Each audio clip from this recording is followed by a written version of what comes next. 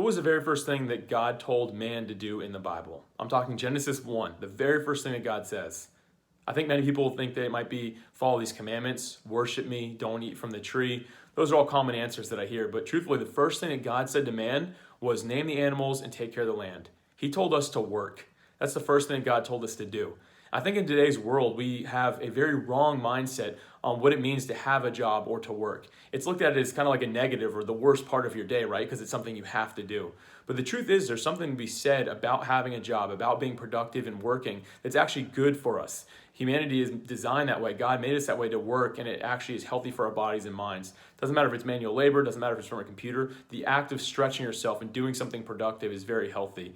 And I'm saying all this because I think that, again, many of us have wrong mindsets of work. And I think as believers, as Christians, it is our duty and our call to have a different mindset on this. So when you're getting up to go to work, instead of saying, I have to go back to work, or I have to do this, or I hate Mondays, any of those things that come out of our mouths on a regular basis, instead, remember the verse that says, do everything without arguing and complaining. Do everything with positivity. And remember that you're serving God, not man. And when you walk into work with this mindset that God designed me to do this, and I'm here to make an impact and to change the world, it changes things. Now, I know it's a giant perspective and a kind of a big paradigm shift for a lot of people. But the truth is, if we can begin adopting this mindset when we're going into work, it's going to make a huge difference in our overall performance and our health. And I just think it's going to actually help and encourage a lot more people than we even recognize right now. So when you think about work, remember, that's the first thing that God told us to do. Let's do it with a great attitude together.